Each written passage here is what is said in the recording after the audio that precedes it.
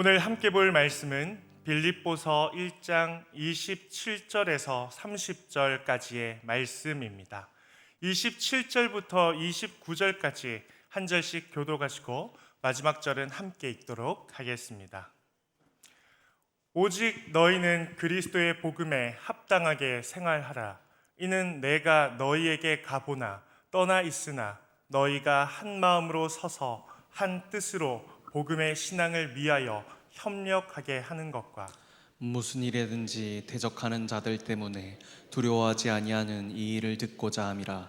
이것이 그들에게는 멸망의 증거요 너희에게는 구원의 증거니 이는 하나님께로부터 난 것이라. 그리스도를 위하여 너희에게 은혜를 주신 것은 다만 그를 믿을 뿐 아니라 또한 그를 위하여 고난도 받게 하려 하심이라. 너희에게도 그와 같은 싸움이 있으니 너희가 내 안에서 본 바요 이제도 내 안에서 듣는 바니라. 아멘. 사랑하는 성도 여러분, 오늘 바울이 우리에게 던지는 도전을 우리가 깊게 이해하기 위해서는 지난 시간에 우리가 나누었던 빌립보서 1장 19절에서 29절의 말씀을 우리가 잠시 떠올려 보아야 합니다. 지난 말씀의 중심은 누구였습니까? 바로 바울 자신이었습니다. 나의 간절한 기대와 소망을 따라 내게 사는 것이 그리스도니 죽는 것도 유익함이라. 지난 시간 바울은 살든지 죽든지 내 몸에서 그리스도만 존귀하게 되기를 원한다며 자신의 생사에 대한 참으로 위대한 신앙 고백을 쏟아냈습니다. 그런데 오늘 본문인 27절로 넘어오면서 바울은 아주 중요한 단어 하나를 사용해 편지의 시선을 자신에게서 빌립보 성도들에게 돌리고 있습니다. 우리 오늘 본문 27절 상반절 말씀을 함께 읽도록 하겠습니다. 오직 너희는 그리스도의 복음에 합당하게 생활하라. 27절에서 바울은 먼저 오직이라는 단어로 강력하게 말씀을 열고 있습니다.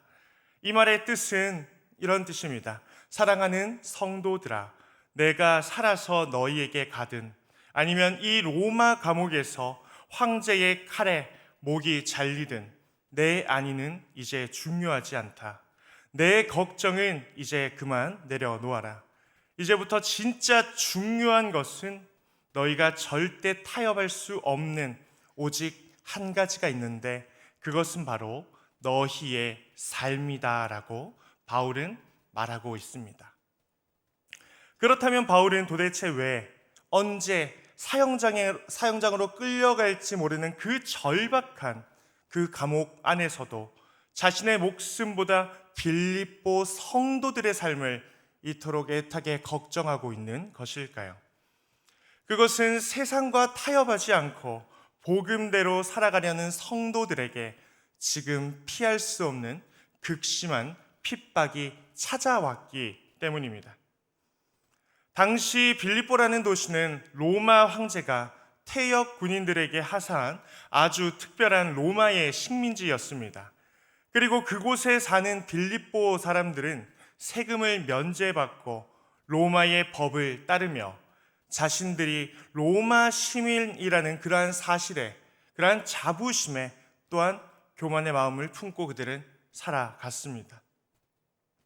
그리고 그들은 빌립보 거리를 걸을 때면 남들이 보라는 듯이 로마식 그 겉옷을 걸치고 다녔습니다. 또한 로마의 황제를 주님이라고 부르면서 로마 황제를 숭배하였습니다. 그런데 빌립보 교회 성도들은 달랐습니다. 황제가 우리의 주인이 아니라 우리를 위해 십자가에서 죽으시고 부활하신 예수 그리스도만이 우리의 참된 주님이시다라고 그들은 고백했습니다. 그리고 이 고백 하나 때문에 빌립보 교회 성도들은 하루아침에 핍박의 대상이 되었습니다. 예수님을 믿는다는 이유로 욕을 먹었고 예수님을 믿는다는 이유로 매를 맞고 예수님을 믿는다는 이유로 감옥에 끌려갈 위기에 처해지게 되었다라는 것입니다. 그리고 바울은 그 두려움에 떨고 있는 빌립보 성도들을 향하여서 세상의 핍박 앞에서 결코 흔들리지 말라. 너희가 진짜 누구인지 그 위대한 신분을 기억하라고 외치고 있습니다. 성도 여러분, 그렇다면 바울이 요구하는 이 성도의 첫 번째 기준은 과연 무엇일까요? 우리 다 함께 빌립보서 1장 27절 죄송합니다.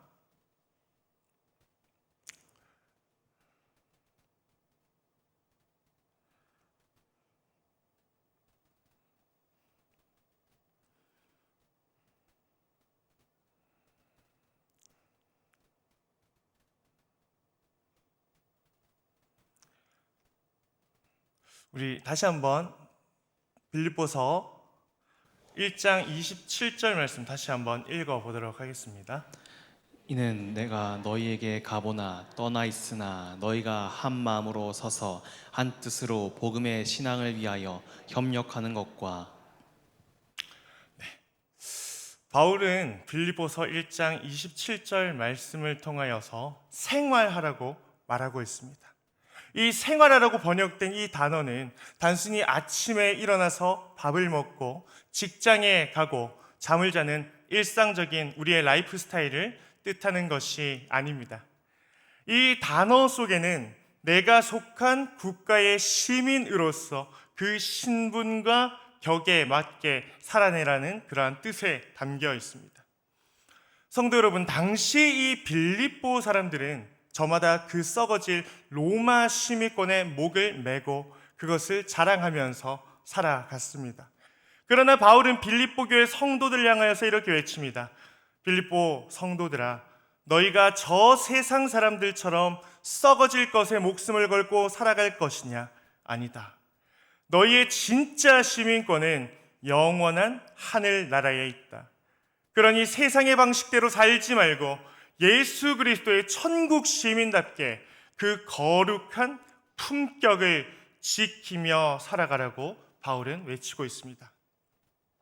사랑하는 성도 여러분, 천국 시민이라는 위대한 신분을 얻었다면 이제는 그 신분에 걸맞는 삶을 살아야 한다는 것, 이것이 바로 성경이 말하는 성화입니다. 한번 생각해 보십시오. 우리가 남들보다 더 착해서 뭐 어떠한 특별한 능력이 있어서 천국 시민이 되었습니까? 아닙니다. 영원한 지옥 형벌을 받아 마땅한 우리를 하나님께서 창세 전부터 선택해 주셨고 십자가의 그 일방적인 은혜로 우리를 구원해 주신 것입니다. 하지만 구원하신 그 목적은 거기서 끝이 아닙니다. 우리를 천국 시민으로 삼아 주셨다면 이제 이 세상 속에서 우리는 특별한 그 구원된 삶의 열매를 우리는 맺으면서 살아가야 됩니다.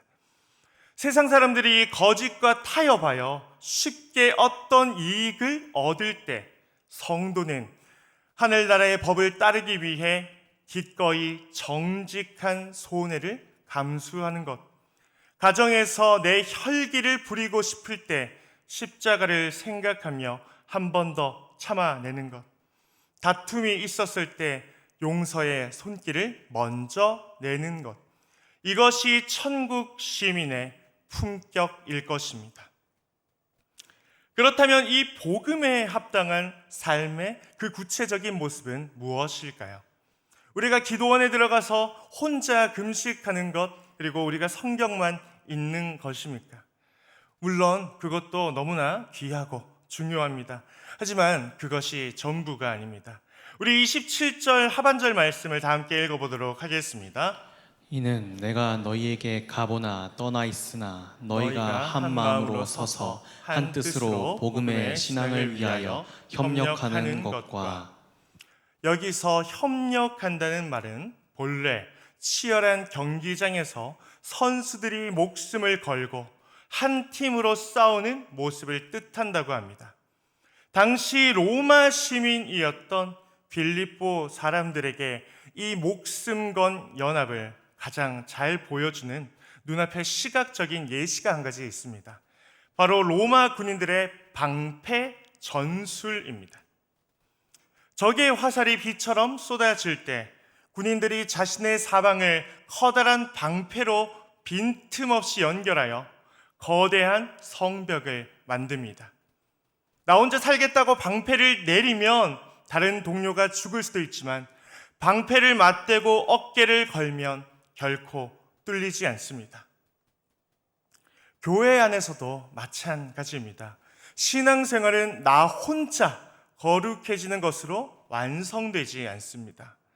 교회 생활을 하다 보면 성격이 안 맞는 분도 있고 또한 의견이 부딪혀 섭섭할 때도 참 많습니다. 그런데 그때 내 고집을 내세우며 방패를 거두는 것이 아니라 십자가의 은혜 안에서 내 자존심을 꺾고 우리의 형제들과 방패를 맞대어 기도하고 서로의 허물을 덮어주며 위로하며 하나로 뭉치는 것, 이것이 천국 시민의 진짜 능력일 것입니다. 성도 여러분, 그런데 우리가 이렇게 복음대로 정직하게 살려고 뭉치면 반드시 대적하는 자들이 나타납니다. 우리 다 함께 28절 말씀을 읽어보겠습니다. 무슨 일에든지 대적하는 자들 때문에 두려워하지 않은 일을 듣고자 함이라. 이것이 그들에게는 멸망의 증거요 너희에게는 구원의 증거니 이는 하나님께로부터 난 것이라. 바울은 대적자들 앞에서 두려워하지 말라고 단호하게 선포하고 있습니다. 아무리 세상이 우리를 조롱하고 경제적인 불이익을 주며 흔들어도 우리가 십자가를 굳게 붙들고 한 마음으로 당당하게 서 있을 때 엄청난 영적 역전이 일어난다는 것입니다. 성도 여러분, 핍박하는 자들은 우리가 고난을 받으면 금방 항복하고 분열할 줄 알고 있습니다. 그런데 아무리 핍박해도 성도들이 끄떡없이 하나 되어서 기뻐하며 기도로 뭉친다면, 그리고 그 꺾이지 않는 당당한 모습을 볼 때 대적자들의 마음 속에는 오히려 깊은 두려움이 심겨집니다. 우리가 이길 수 없는 진짜 하나님이 저 사람들과 함께 계시는구나라고 대적자들의 마음속에 새겨지는 이 두려움, 이것이 바로 대적자들에게는 멸망의 증거가 됩니다. 반대로 그 환난 속에서도 흔들리지 않는 연합은 우리에게 구원의 증거가 됩니다. 왜 그렇습니까? 내가 내 힘으로 버티는 것이 아니라 성령 하나님께서 내 안에서 나를 강권적으로 붙들고 계신다는 사실을 고난 속에서 비로소 뼈저리게 확인되기 때문입니다. 그래서 바울은 이 모든 인내와 승리가 하나님께로부터 난 것이라고 못을 받고 있습니다. 성도 여러분, 우리가 인내할 수 있는 이유는 무엇입니까? 우리가 강해서입니까? 우리가 능력이 있어서입니까? 아닙니다. 우리의 구원을 시작하신 신실하신 하나님께서 그 구원을 끝까지 완성하시기 위해 우리에게 인내할 힘조차 공급해 주시고 있으시기 때문입니다. 한번 택하신 자녀를 결코 포기하지 않으시는 하나님의 주권적인 그 보호하심, 이 놀라운 하나님의 은혜를 굳게 믿고 살아가시길 소망합니다. 이제 오늘 본문의 가장 핵심적인 구절인 29절 말씀을 함께 읽도록 하겠습니다. 그리스도를 위하여 너희에게 은혜를 주신 것은 다만 그를 믿을 뿐 아니라 또한 그를 위하여 고난도 받게 하려 하심이라. 성도 여러분, 우리는 평소 언제 하나님께 은혜 받았다고 고백하십니까?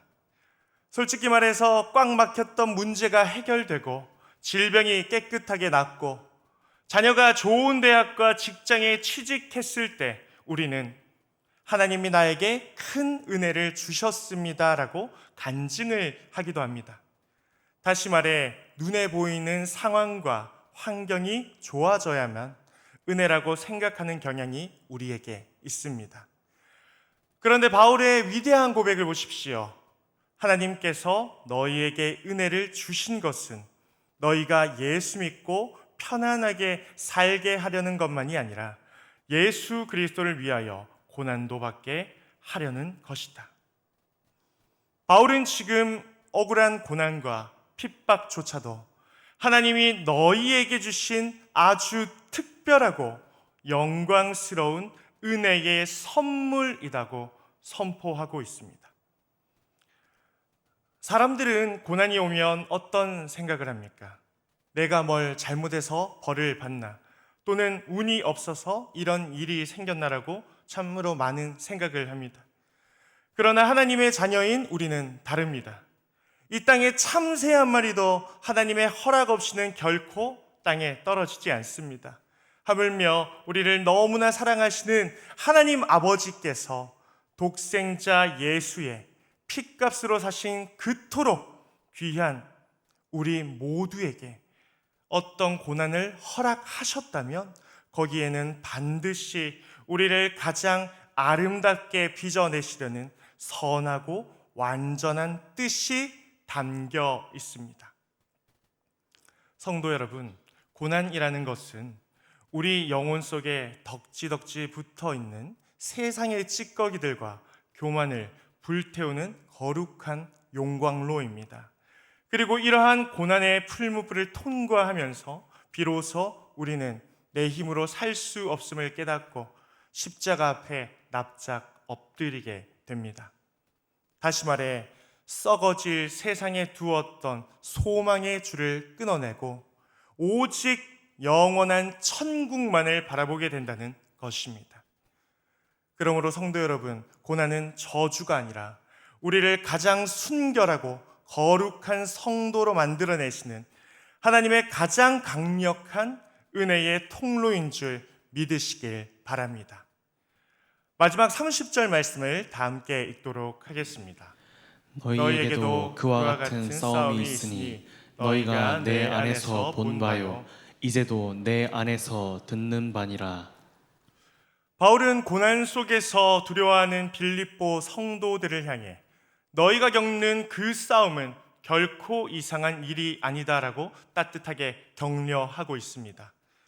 사도행전 16장을 보면 바울이 빌립보 도시에 처음 복음을 전했을 때의 사건이 나옵니다. 귀신 들린 여종을 고쳐주었다가 억울하게 고소를 당해 옷이 찢기고 죽도록 매를 맞아 감옥에 갇혔습니다. 그때 바울과 실라는 그 피투성이가 된 몸으로 밤새도록 하나님을 찬양했습니다. 지금 바울의 편지를 읽고 있는 빌립보 교회 그 성도들은 그날 바울이 복음 때문에 당했던 그 무시무시한 고난과 찬양의 승리를 알고 있었던 사람들이었습니다. 이제 바울은 그 영광스러운 상처를 기억하면서 말하고 있습니다. 사랑하는 성도들아, 너희가 과거에 나에게서 보였던 그 십자가의 고난, 그리고 지금 내가 이 로마 감옥에서 치르고 있는 영적 전투를 이제는 너희가 그 바통을 이어받아 치르고 있다. 두려워하지 말라. 이것은 우리가 십자가의 길을 걷는 영광스러운 천국 시민의 계보를 잇고 있다는 가장 확실한 훈장이다. 사랑하는 성도 여러분, 이제 말씀을 맺겠습니다. 오늘 바울이 우리에게 도전한 그 복음에 합당한 삶은 결코 편안하고 안락한 꽃길만을 걷는 것을 의미하지 않습니다. 복음의 잣대대로 정직하게 살려다가 세상에서 바보 취급을 받고 주님의 몸된 교회를 섬기느라 남들이 모르는 땀과 눈물을 쏟아야 하는 참으로 그 좁은 길입니다.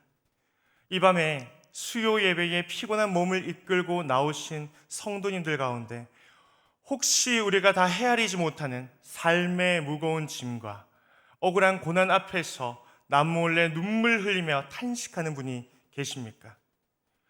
갑자기 찾아온 육신의 질병, 턱 밑까지 차오른 어떤 재정의 위기, 풀리지 않는 자녀의 문제, 혹은 믿지 않는 가족에게 핍박을 받으며 힘들어하는 분이 계십니까? 사랑하는 성도 여러분, 여러분이 당하는 그 고난은 여러분이 하나님께 벌을 받거나 버림받았다는 증거가 결코 아닙니다. 오히려 나를 거룩한 천국 시민으로 정금같이 빚어가시는 하나님의 너무나도 아름다운 특별한 은혜입니다.